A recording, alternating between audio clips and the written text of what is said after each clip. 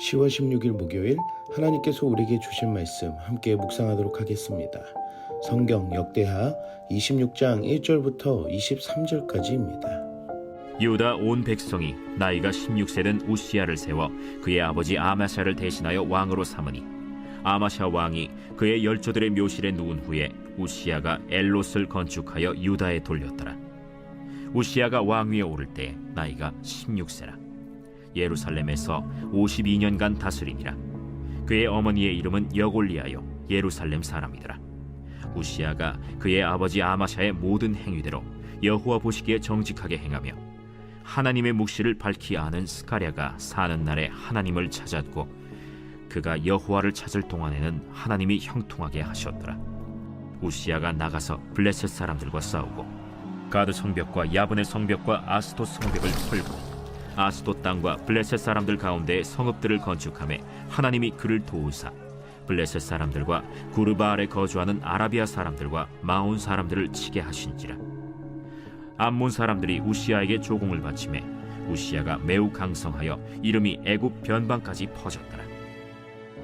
우시야가 예루살렘에서 성 모퉁이 문과 골짜기 문과 성 구비에 망대를 세워 견고하게 하고 또 광야에 망대를 세우고 무릉덩이를 많이 파고 고원과 평지에 가축을 많이 길렀으며 또 여러 산과 좋은 밭에 농부와 포도원을 다스리는 자들을 두었으니 농사를 좋아함이었더라.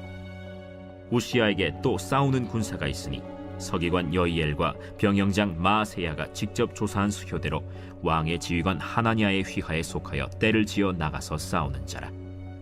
족장의 총수가 2600명이니 모두 큰 용사요 그의 휘하의 군대가 30만 7,500명이라.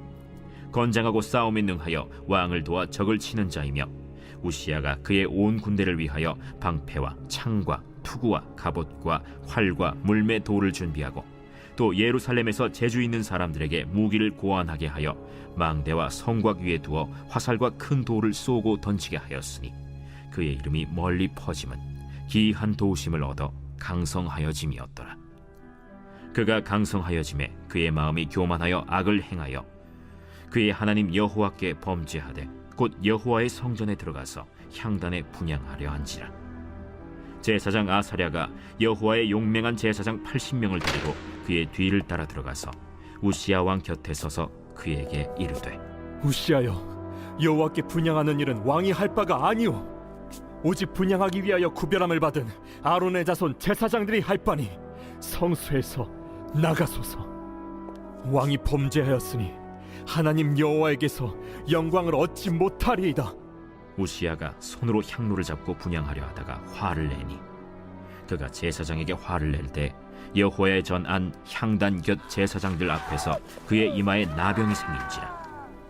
대제사장 아사랴와 모든 제사장이 왕의 이마에 나병이 생겼음을 보고 성전에서 급히 쫓아내고 여호와께서 치심으로 왕도 속히 나가니라.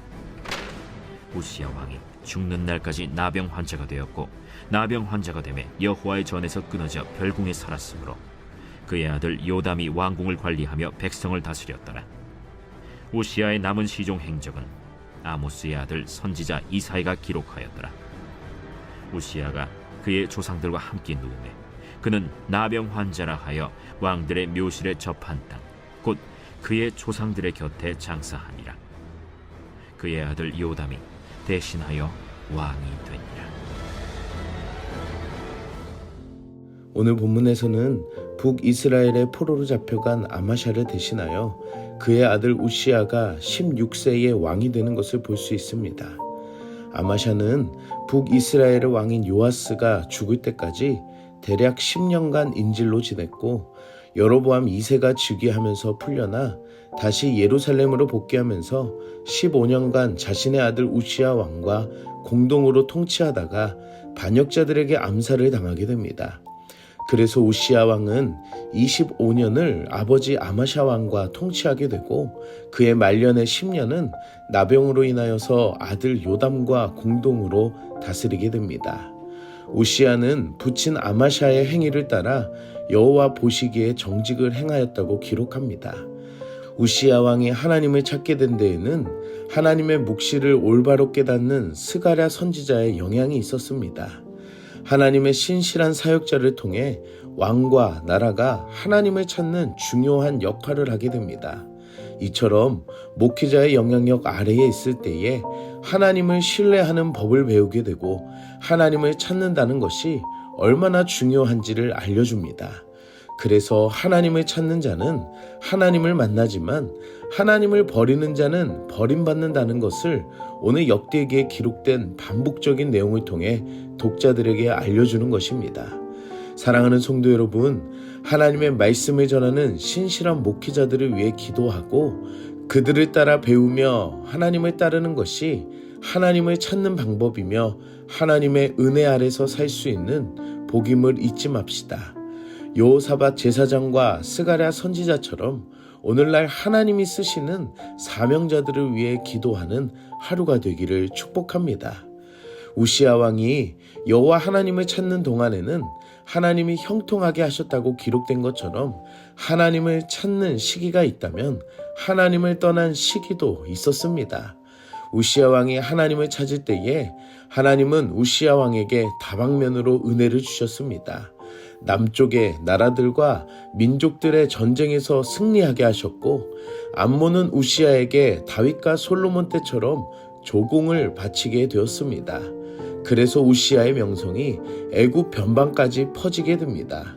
아버지 아마샤 왕이 통치하던 시기에 무너졌던 예루살렘을 더 견고하게 세웠고 광야의 경계에서도 망대를 세워 국경을 견고하게 하였습니다. 또한 가축과 농사일을 잘하며 군사적으로 재정비를 갖춰 싸움에 능한 용감한 군대를 새롭게 하였고 신무기를 개발하여 주변 나라의 소문에 하나님의 기이한 도우심을 얻어 강성하여졌다고 기록하고 있습니다. 외교와 번영 그리고 군사력이 강대해지는 이 모든 것은 하나님을 찾고 의지한 우시야 왕이 하나님의 기이한 도우심을 얻었기 때문입니다. 사랑하는 성도 여러분, 우리의 삶이 형통할 수 있는 것은 하나님과 함께 동행할 때입니다. 하나님을 찾고 의지하며 그분과 함께 사는 것이 인생 최고의 복이라는 것입니다. 무엇을 이루고 무엇을 받는 것이 중요한 것이 아니라 하나님과 함께 붙어 있는 그 삶이 중요하다는 것입니다. 오늘 하루 우리의 삶도 기이한 그분의 도우심을 얻으며 하나님과 함께하는 하루가 되기를 축복합니다. 우시야 왕이 이렇게 끝까지 간다면 좋겠지만 그가 강성해지자 교만해지는 것을 보게 됩니다. 제사장만이 할 수 있는 성전의 분향을 자신이 직접 행하려고 합니다. 성소는 본래 제사장과 레위인만 들어갈 수 있었습니다. 그리고 분향도 아론 자손의 제사장만이 할 수 있음에도 오늘 우시야 왕은 성전의 모든 규례를 깨트린 것, 바로 하나님의 말씀에 자신의 왕권을 내세워 하나님의 규례를 깨트린 죄악을 범하게 됩니다. 이것은 단순한 불법이 아니라 하나님께 대한 하나님을 향한 불충실함이라는 것입니다. 이때의 제사장 아사랴는 왕을 제지하기 위해 용맹한 제사장 80명을 데리고 들어가 무력으로라도 왕을 막으려고 했습니다. 제사장들은 우시야에게 이 행위가 율법을 위반한 것이며 제사장의 임무임을 분명하게 밝혀 성소에서 당장 나갈 것을 권하지만 우시야는 자신의 잘못을 깨닫지 못하고 도리어 화를 내며 저항하게 됩니다. 그 순간 우시야 왕의 머리에서 나병이 생기게 됩니다. 나병은 급성 피부질환으로 당시에 하나님이 인간에게 내리시는 징벌이며 심판이었습니다. 가장 부정한 병이었기에 이를 보았던 제사장들은 황급히 우시야를 쫓아내게 됩니다.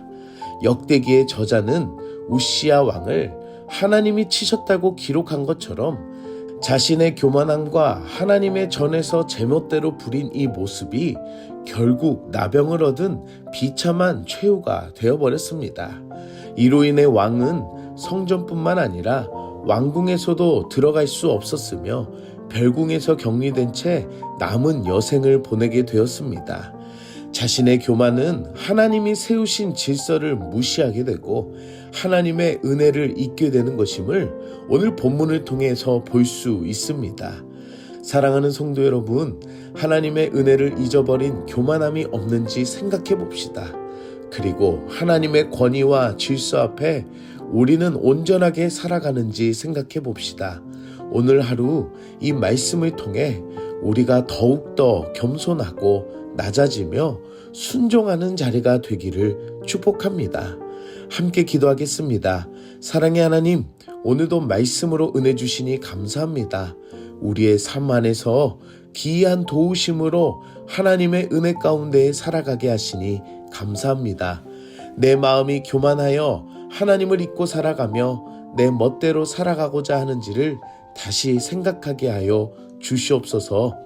하나님이 주신 이 은혜들이 교만의 길로 변질되지 않게 하여 주시고 끝까지 하나님의 말씀을 따르는 순종의 자세가 되게 하여 주시옵소서. 날마다 주시는 말씀으로 그 은혜 아래에 살기를 소원합니다. 여호사밧과 스가랴를 통해 주신 말씀처럼 오늘날 하나님의 목회자들을 통해 하나님의 은혜를 따라가는 우리들이 되게 하여 주시옵소서. 오늘 하루도 겸손하고 낮아지며 순종하는 자리가 되기를 소망하며 예수님의 이름으로 기도드립니다. 아멘.